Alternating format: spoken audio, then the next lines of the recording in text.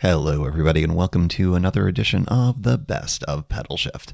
On this edition, we go all the way back to January 28th, 2021. Yes, in the teeth of COVID. And, we were struggling for content a little bit then, so I was talking about bikepacking and sort of the ideas around what was going to be coming up and the type of bike maybe I would be looking at or altering an existing bike, basically bikepacking options. My touring continues to expand and evolve, so these bikepacking options are an evergreen type of conversation. Hope you enjoy. Well, we're in the middle of winter, so I don't have a lot to talk about from a touring perspective, especially given everything that's going on. But, it's a good time to start thinking about the future of bicycle touring and the next season that's coming up. And one thing that's been, I think, a consistent theme of my touring is evolution. And no place is that a bigger deal than the evolution from traditional four-pannier, fully loaded touring more towards something that looks and feels like bikepacking, if not doing bikepacking all along. And I think that I've laid down the groundwork over 230 some odd episodes that, I don't think that there's a right or a wrong way to do it. And I know that some people really focus on the ultralight vibes, the backcountry vibes of the more modern look of the bikepacking setups, the saddlebags, the frame bags, things like that. Thinner, slimmer, downgraded, I guess, and not to use that as a pejorative, but much less, the less is more kind of vibe. And of course, there's a difference in the bikes and there's a difference in the type of touring that's going in there. And I have to say that I'm intrigued with it all. Not that I think that pannier-based touring is bad or is going by the wayside. In fact, I'm pretty sure I'm probably going to be doing that for the rest of the time I ever do touring. But I think that I'm starting to become more and more enamored with the upsides for doing more of a bikepacking setup and what that can open up for me as I go forward. So I think that when it all comes down to it, whether you label yourself as a bike tourist or as a bike packer or you reject the labels, it ultimately doesn't matter. Because from my perspective, I want to make sure that I'm going to be handling the gear and getting the right gear that suits the tour that I'm about to go on best. And sometimes, as I have discovered, it means paring things down. It means moving more into frame bags. It means maybe doing some tours without bringing along the two big Ortley back rollers along with me. And I think that is something that I found some success with over time. And I've talked about this on the show, that I have experimented at least a little bit, largely with gear that I already have. I don't have anything that is technically bikepacking gear, bags or whatnot. And as I'll talk about in a few minutes here, as I've been digging into this a little bit more, part of that is a function of the bicycles that I have. But ultimately, what I want to do is to start bringing you in on the thought process that I've been having lately about what it would mean to explore bikepacking as a part of my touring profile in 2021. The biggest thing that I'm interested in is slimming down the profile of whatever I'm riding. And what that basically means is that anything that hangs off laterally off of the bike, anything that'll catch wind, basically, that's a bit of a wind drag, either headwinds or the profile that as you cut through the air, to slim that down. I think that is the number one benefit that I see to bikepacking. In addition to the functionality of it is that you're dropping weight so that you can go harder, longer, faster, you can climb easier, things along those lines. So that's the thing that I'm most attracted to. I think that ultimately when you are getting out of the big side panniers and you are looking more at a frame bag and saddlebags and some other things, again, I'm going to be talking about my thought process in a little bit here. It looks to me that it would, as a consequence, mean slim down the gear, bring only what you need. The extra clothing goes by the wayside. The luxury items or the luxury versions of the items that I would sometimes bring, stove comes to mind, that goes by the wayside. So it's putting a premium on space and weight and either doing a very low or stripped down type of camping trip or a no camping touring thing. So I think that the interesting thing about the bikepacking scenario is that it serves two different very diametrically opposed tours that I'm thinking of off of the top of my head. The first is, this lets you get into the backcountry kind of a thing. This is trails. This is single track. This is gravel, the stuff that most people do when they do bikepacking. But also, I think that it serves the other diametrically opposed type of touring, and that is credit card touring. Are you going to be going to places where you're not going to be focused on doing camping? You're going to be staying, as I've been saying in recent episodes, roofed lodging, hotels, Airbnbs, things along those lines. Because I think a bikepacking setup really serves that very well because, frankly, you don't need to bring as much stuff. I have typically, for those trips, used the Brompton and slimmed things way down. I think that what I'm thinking about is not the Brompton, using the Safari, and that's going to be one of the things I'm going to be talking about in a moment here, thinking about using my existing stuff and then maybe expanding from there. Okay, so this is yet another in the series of I'm bringing you along for my thought process that I usually don't force you to go along in, because it ends up being actually an interesting episode. One other thing that is part of the thought process here before I get into the options that I've been exploring is that there are a ton of trails and there's actually some decent gravel here in West Virginia where I'm recording from. And as I'm starting to see that I'm going to be here primarily for the next several months at least before reverting back to DC once, vaccines happen and the office says, hey, come on back. We'd like you to not work remotely anymore. I think I'd like to focus because I have got time out here to do some more of the stuff that's out this direction as well. So I've been doing some exploring on all of that. There's actually, just as a sidebar to all of that, some very interesting hiking trails nearby that the access points to them are old logging and I guess mining roads here very close to my cabin. In fact, I can access by foot from here.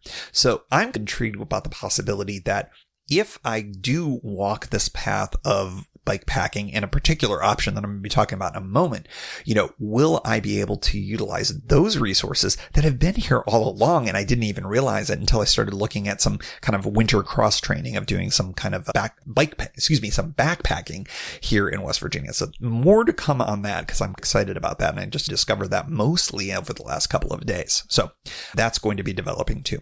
So I wanted to go through essentially the three different options that I've been noodling about in my head about exploring bikepacking in 2021 for me as a kind of traditional bike tourist that's been dabbling in this.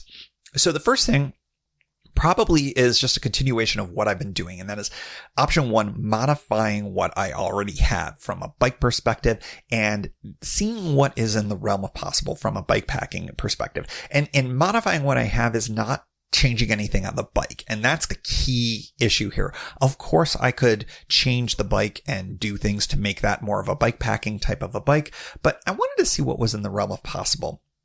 So the first thing that I was looking at was fork cages. And for those of you who haven't used those, they are the new thing that has been coming around where essentially you think of it as a gigantic water bottle cage, for lack of a better way of putting it, where you can get maybe up to 10-liter size dry bags that get strapped in there. And so it is the replacement for a front pannier situation, but because it's a little more centered in on the fork itself, it tends to have some advantages to it. And it certainly is true in the bikepacking context. And I was very excited. Actually, I was all set to buy a set of these for my bike just because I wanted to try them and maybe, it would give me more options for whatever type of touring. And then I looked at my bike and I realized, hey, remember when I had to have the fork replaced earlier this year? Well, one of the things that they did is they said, oh, and by the way, it doesn't have the braze-ons on it. And I wish I had known that. I would have waited extra long to have those in there. Those are the things that these types of things actually screw into. And it actually it modifies the water bottle capacity that I have actually on the bike. If you remember from way back, if you've been following the show, you will have noticed that I had essentially water bottles on those fork braze-ons. And that worked out really well for me for a while. And when it came back from the shop and the mechanic, like, hey, we got you a fork, but it didn't have this. I was like, well, bummer, but no big deal. It was extra. And now that I was thinking about doing a fork cage on it, well, I can't do that anymore. At least I can't do it the way that it's most efficient. There are ways that you can get them strapped on there, but I would feel much better about it if they were actually screwed in like a good bike packing bike has. I don't have that anymore. So that would be about 20 liters worth of capacity that I could have had that I no longer have, from my perspective, the right option for. So I'm going to dispense of that. Unfortunately, that would have been something that I could have used by modifying my existing bike. Too bad, can't do it. Okay. Next thing.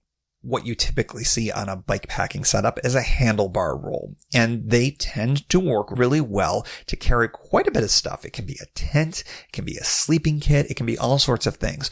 Often they have quick releases to them. There's all sorts of different companies that make them. You can get them on the cheap side, you can get them on the expensive side. They're fascinating, and I've really been interested in that.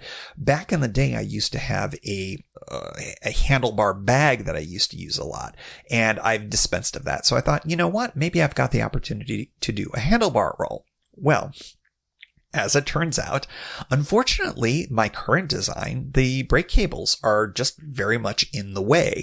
And it reminds me of one of the reasons why I went away from the handlebar bag is because it would often push on those brake cables. And so that's when I went to the front platform design that I currently have, because that puts things out past those brake cables. And that's where I strap down currently a dry bag that contains my sleeping kit. So the handlebar roll won't work at all.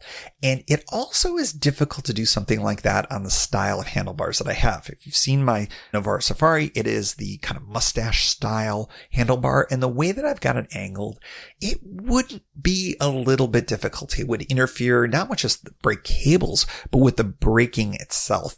And so as a result, that's another thing that I'm going to have to say is, it doesn't really work with the bike as I have configured. Now, as I mentioned, I could change the bike. I could change the cabling. I could change how they run and make it so that I had room there. I could swap out the handlebar, et cetera, et cetera, et cetera. But I'm focused, at least in this first option, of what can I do to make this bike be more bike packy? And the answer is fork cages, no. Handlebar roll, no, as it turns out.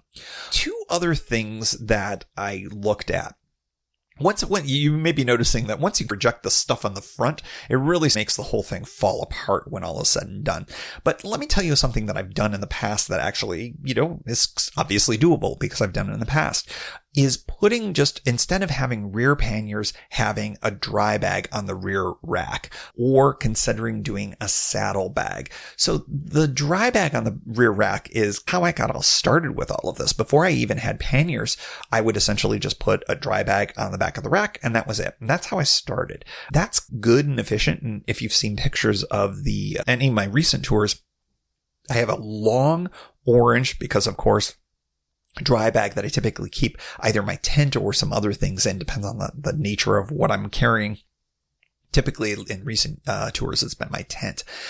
I can, instead of putting that horizontal across the rear rack with the two panniers there, because the panniers hold it up a little bit, you could rotate it 90 degrees so that it is going actually along the center line of the bike. In fact, if you followed my tour of DC to Cincinnati, I took some heat for this. I had it actually on the front rack, and yes, it was long, and yes, it made it a weird look when I wasn't riding, but it actually worked pretty well in there. And again, cut through the headwinds and things like that, because it was, again, in the line of my body riding and the bike itself.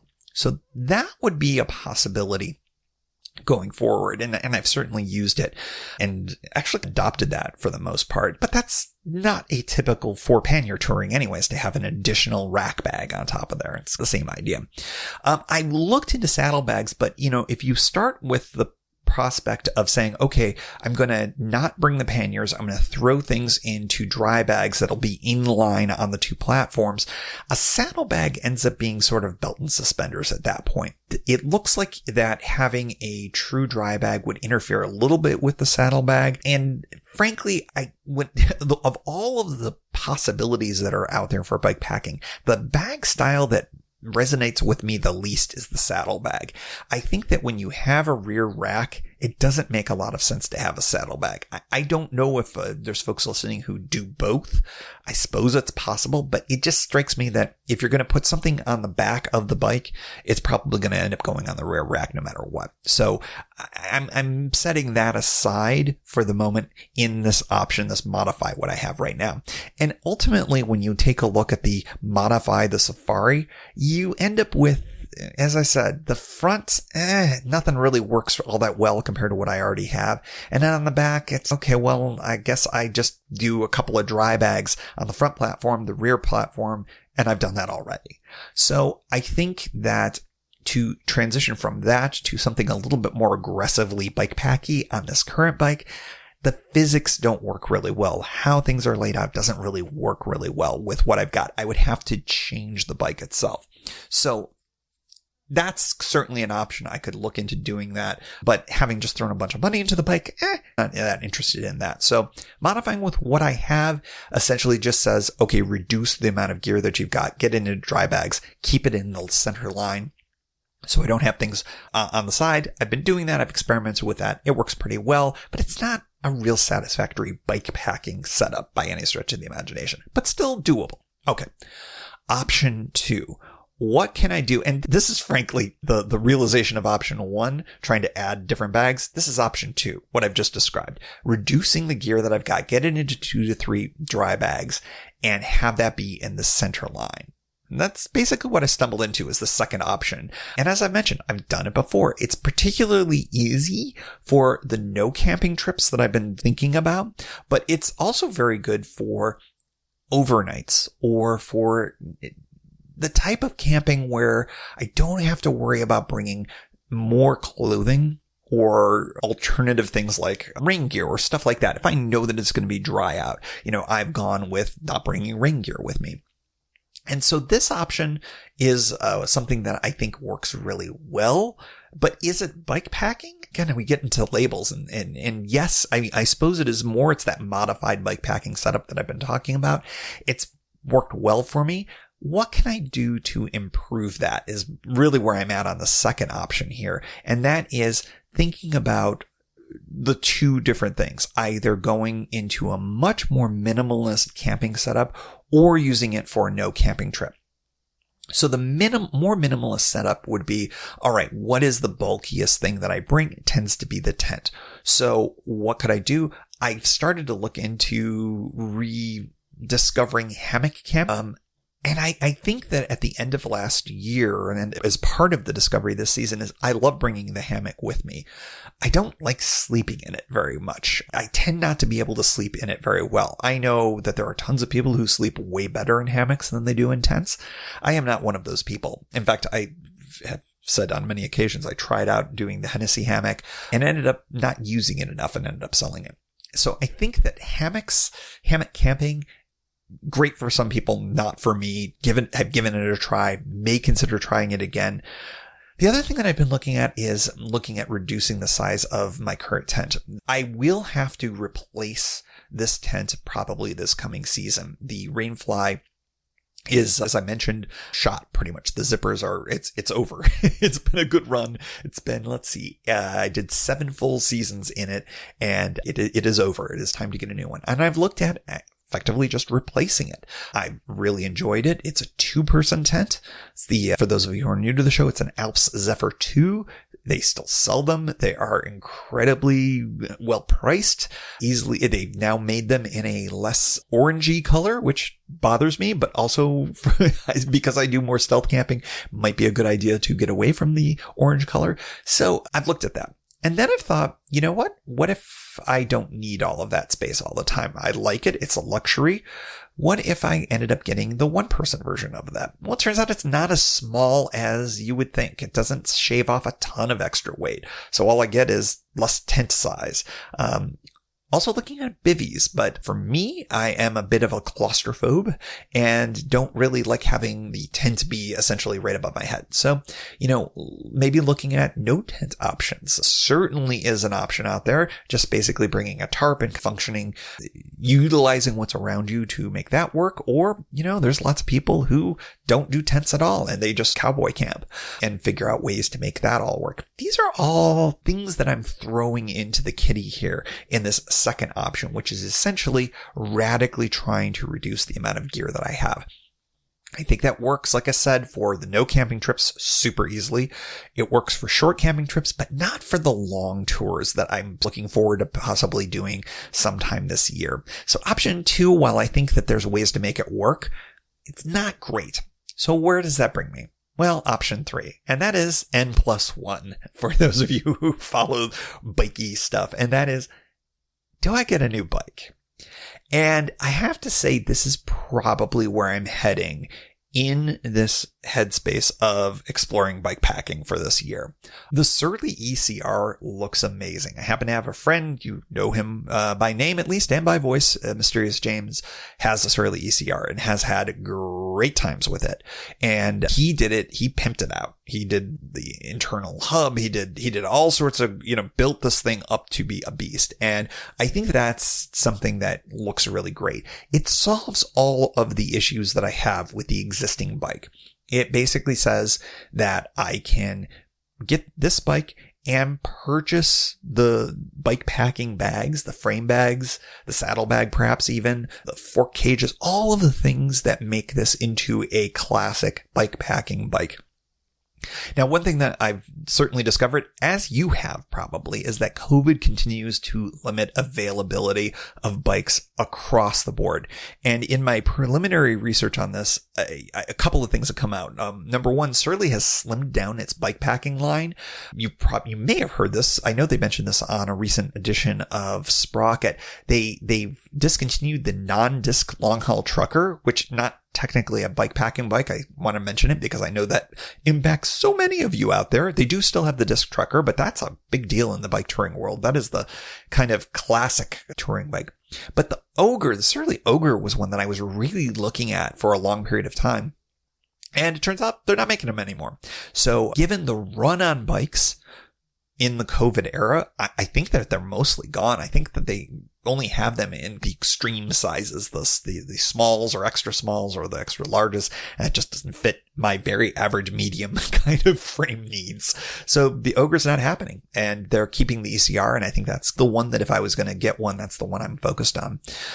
So then the next question comes, you've got the bike purchase, if I can get one. And it seems like some of the shops are starting to get some in, but it's unclear what the availability is going to be like this year. So that's another big question mark. Then the other thing is, let's assume that I can get the frame that I need in the style that I want. How do I go about this? Do I go the Mysterious James route? Do I pimp this thing out? Do I go all out? Or do I do this a little bit frugally with the sense that I can add more later? I think that given my current circumstance, I would say it might be more the former because I'm in more of a position to be able to purchase a bike that is everything that I want. And I haven't bought a new bike in a few years. I've had the Brompton for several years now. And, it may be time. And I've certainly identified case uses for bike packing, and I certainly would use it. It really depends. But I mean, I don't probably have to tell anybody listening, the go all out option can get really expensive really quickly. So something to think about as I go along here, whether or not that is the way that I want to go. But also, it's not just the bike. If I go this route, I'm not just investing in the bike. I'm also going to be investing in bike packing bags, which can get pretty expensive as well. In the grand scheme of things, much less compared to the cost of the bike itself. And I think that this would be certainly the area where I would invest in good quality bike packing bags. If there's one thing that I've learned over the years, and I've certainly relayed that here on the show, when I bought my Ortley back rollers, that was an investment in touring. And it ended up paying dividends because I've used them for years and years and they have stood up really well. Have I had to patch them? Yes. But if I had skimped and gotten, a no-name brand or something that wasn't as built quite as well, I probably would have bought 2 or 3 sets of them by now. So I do think that if I do go this route, I will get maybe not name brand, but high quality bikepacking bags. I know there's been some folks that actually make them themselves, which I think is interesting too. I am not nearly that handy. I will probably be whipping out the credit card for that. So expense, very much a thing there. So where do I land? Again, option 1, stick with my existing bike and try to slap bikepacking bags and things on them. Doesn't work because of the nature of my current bike. Option 2, stick with the current bike. Don't add anything new. Just really radically reduce my gear down so that I can fit into a minimum number of dry bags so that they sit in line with how I ride. That's option 2. I've done that before, but I would need to get more aggressive about that to make it more of a bikepacky setup. One thing to add in there is I would probably modify the tires that I would have on that, go with a wider tire. Done that before, didn't really mention that. I actually have them. I've got the Schwalbe Marathon Supremes, which aren't really good for bikepacking. In retrospect, they're just wider. So I'll have to do some more work on that. Option 3, new bike. Looking at the Surly ECR, looks pretty good, but obviously that's expensive. So where do I land? Look, I've been threatening to buy a new bike for a while, but it's a big outlay, and I just don't know if that's necessarily in the right place where I'm at right now, even though I feel like I could potentially afford it. But then the question, can I find it? I would need to justify the purchase of something like this by actually using it, or I will feel incredibly dumb / wasteful / whatever adjective you want to throw in there. The biggest thing I think working against that third option, which let's be honest is the most fun, is that there's a substantial overlap between my Safari, the current touring bike, and what I would ride the ECR in, or whatever bikepacking bike I would get. When I, in this hypothetical world where I make this purchase, when I ride one and could use the other, I'll be thinking of that as waste because I'll have spent all of this money on a brand new bike. And if I'm in a place where I can actually ride the Safari, I'd be like, oh, well, why am I riding this bike? And if I ride the Safari, I'll be like, well, I've got this brand new expensive bike at home. Why am I doing that? The spring tour that I'm looking at is almost certainly going to be on the Safari. It's just a question of where, it's probably going to be close to home again here where I'm sitting right now near in West Virginia, because it seems prudent to wait on vaccinations in the summer for a longer ride. So ultimately, this long, nearly half-hour exercise that I have now dragged you kicking and screaming into is, I think I'm going to have to wait, but I am going to keep my eye on things and make some decisions probably within the next few months about what I'm going to do, because it also is a function of what do I see the rest of the year looking like? And of course, if I buy a Surly ECR or some other new bike, I'm certainly going to be using it beyond 2021. So it's just a question of what do I want to be doing for touring? Does having this third option resonate? Is this going to be something that I would use? And I think that the answer is, well, it depends. But I'm really excited that I'm broadening my perspectives on this. I'm letting the evolution of how I've been approaching touring and the places that I want to go be a part of the thought process here. So curious what you all have to say about this. And if you have gone through a similar bit of a process as well with this, I'd love to hear your thoughts. Oh, by the way, let me just mess all of this up as well, because I've also thought about, what about e-bike? Because on a past episode, I talked about e-bikes and exploring that as a possibility. And one of the listeners, Brian, who has been a friend of the show for a long time, commented on the YouTube side of things and talked about the really amazing e-bike that he has built for his type of touring, which is utterly and totally different from the bikepacking kind of setup. So needless to say, I've been thinking about a new bike for a while. Again, more to think about.